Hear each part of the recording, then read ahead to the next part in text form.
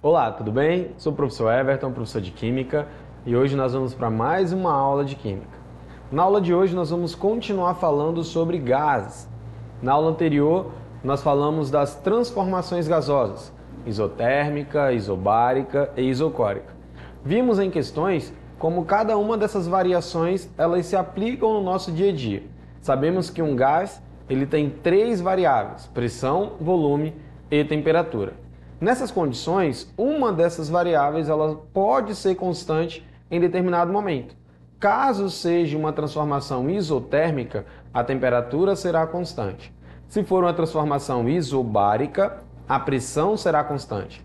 Já se for uma transformação isocórica, isovolumétrica ou isométrica, o volume desse gás ele será constante.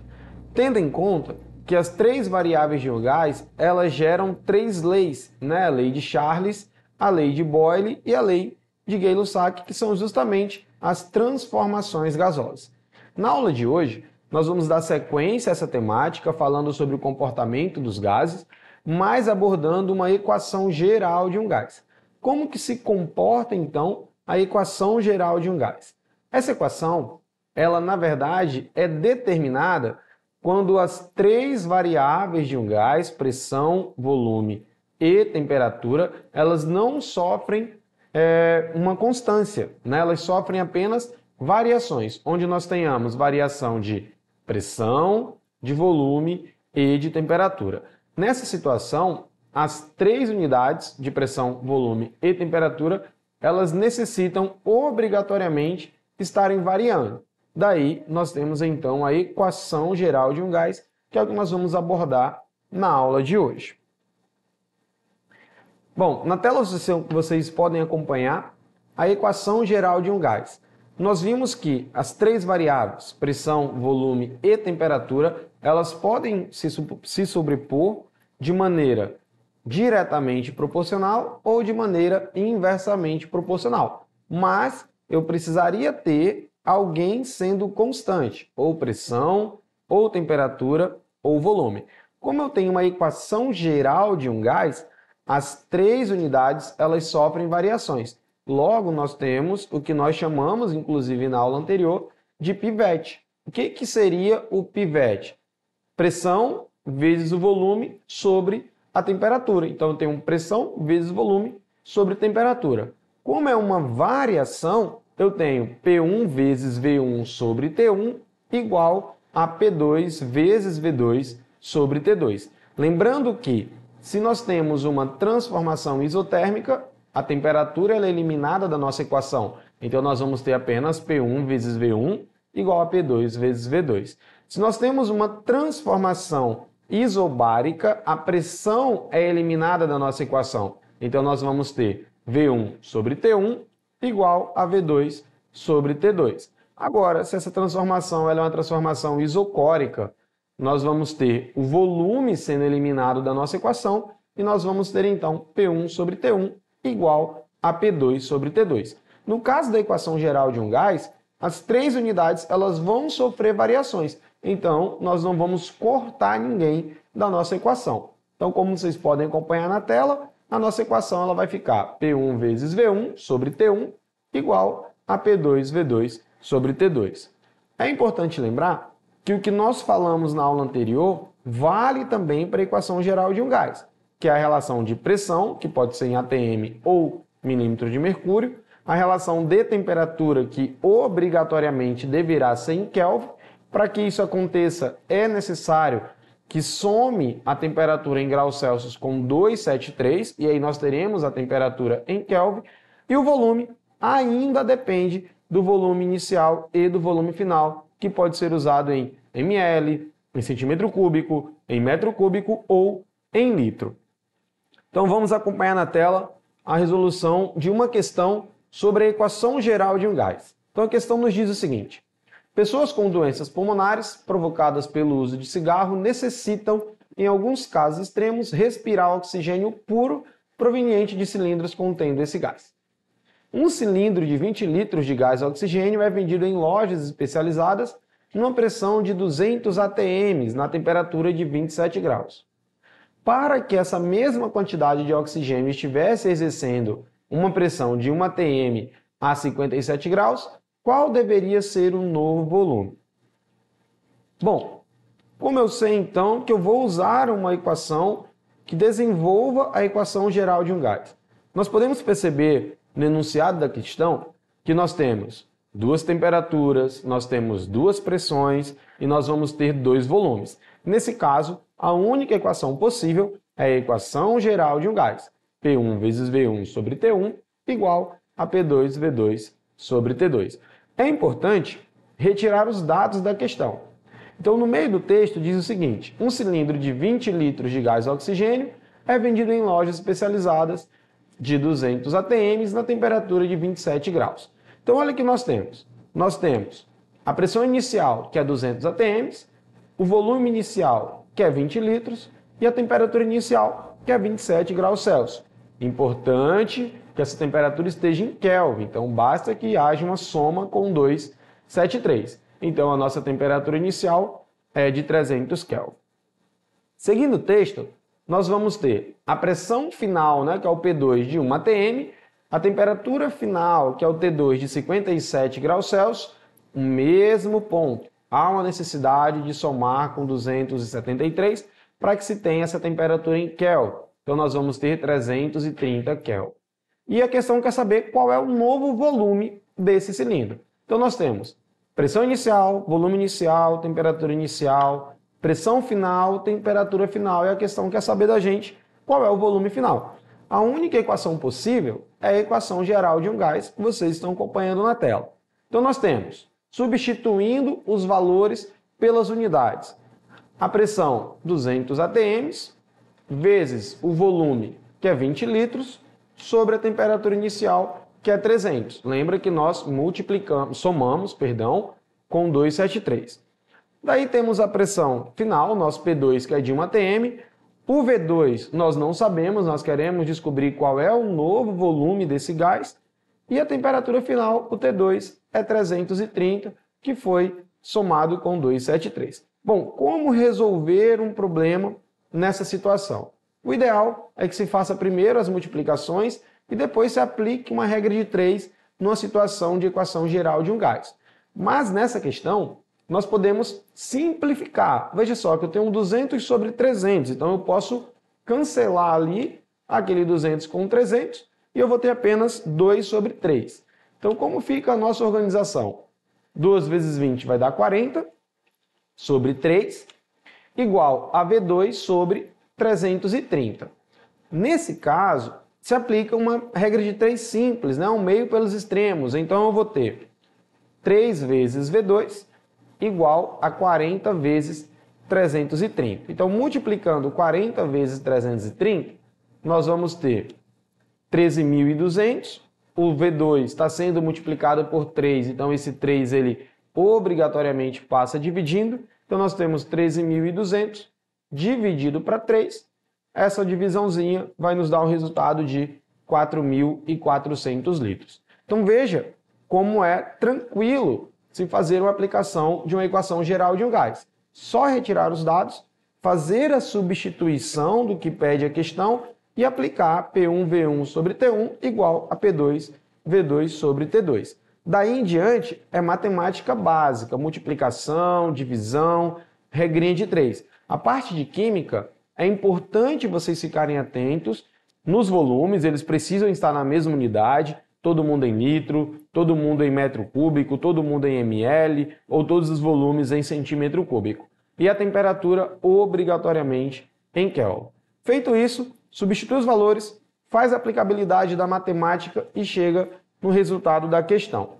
Então aí nós temos o nosso volume final, nosso V2, de 4.400 litros. Tudo bem?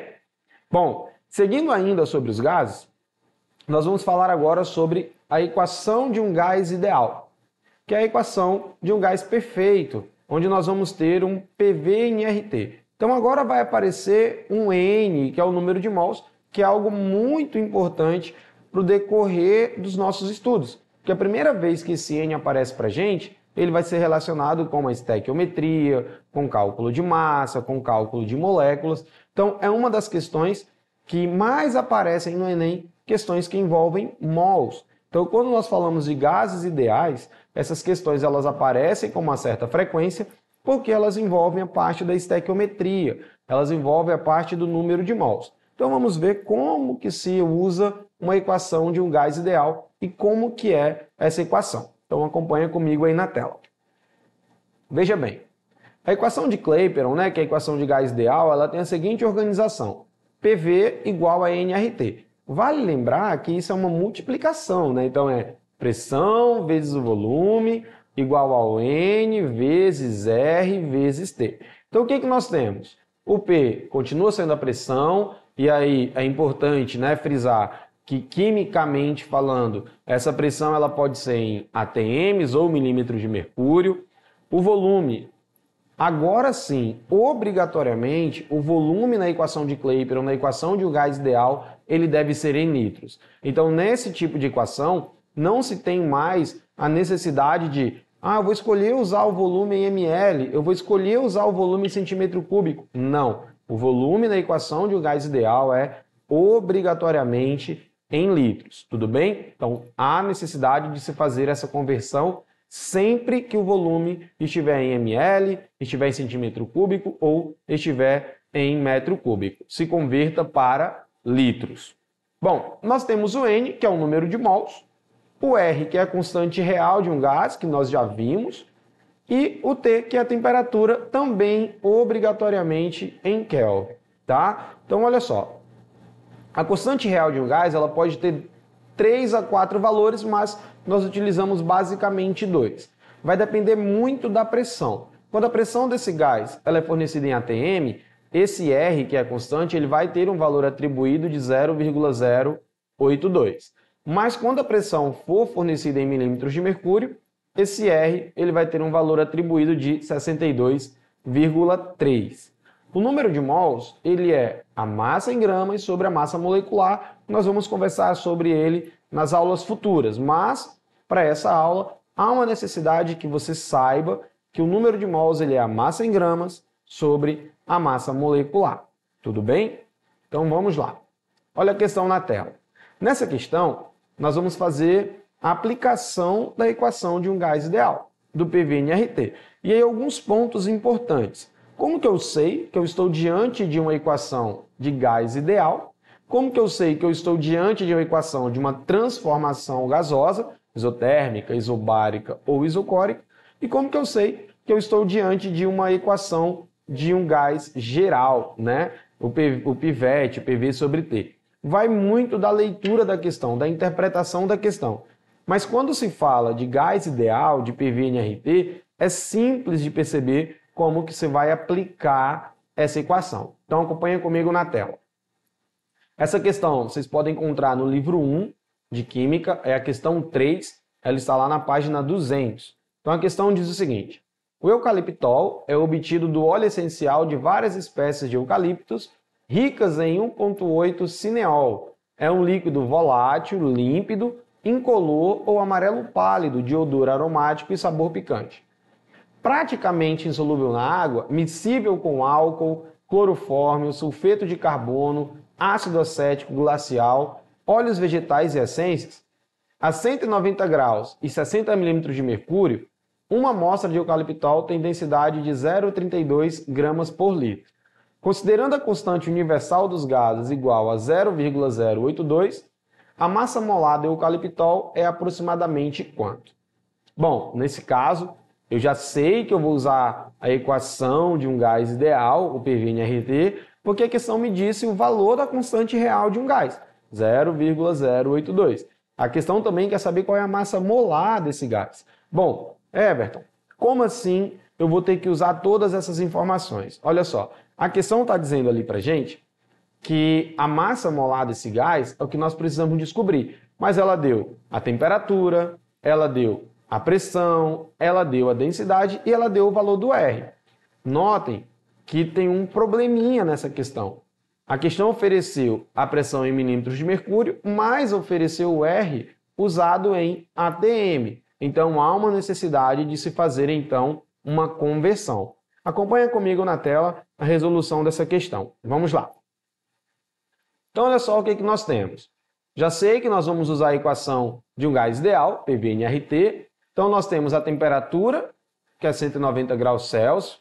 Obrigatoriamente, eu preciso colocar essa temperatura em Kelvin, então tenho que somar com 273. Então, nós vamos ter uma temperatura de 463 Kelvin.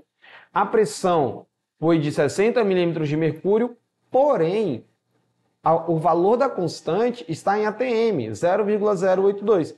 Então, há uma necessidade de se converter essa pressão que está em milímetros de mercúrio para ATM. Nós falamos nas aulas anteriores que 1 ATM ele equivale a 760 milímetros de mercúrio. Então, quantos ATM serão 60 milímetros de mercúrio?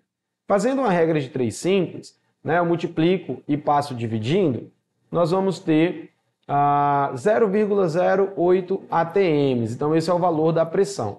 Transformando 760 milímetros de mercúrio com 60 milímetros de mercúrio, nós vamos ter uma pressão em ATM de 0,08. Seguindo a questão, ela deu um dado importante que é a densidade. E densidade é massa sobre volume. Então eu posso organizar a minha equação, meu PV/RT, substituindo a densidade.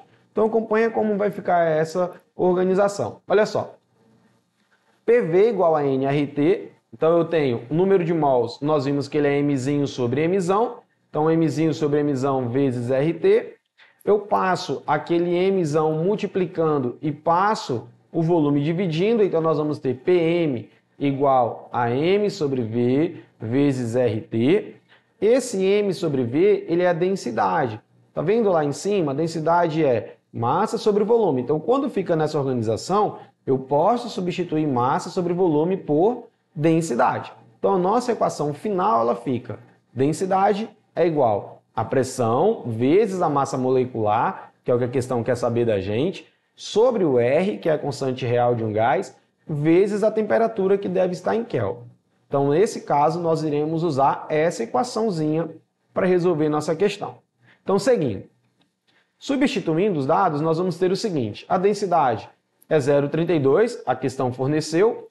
A pressão, 0,08 ATMs, nós precisamos converter, porque ele deu em milímetros de mercúrio, mas o valor da constante real estava em ATMs, então fizemos a conversão e vimos que a pressão em ATM é 0,08, sobre a constante real, que é 0,082, vezes a temperatura que deve estar em Kelvin, que é 463 Kelvin. Como que se resolve esse problema? Então, a mesma situação da questão anterior.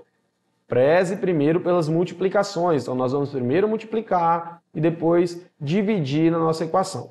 Então, vamos lá. O que nós organizamos ali? Meio pelos extremos, uma regrinha de 3 simples, então ficou 0,32 vezes 0,082 vezes 463 igual a 0,08m. Fazendo essa primeira multiplicação, nós vamos ter 12,15 igual a 0,08m.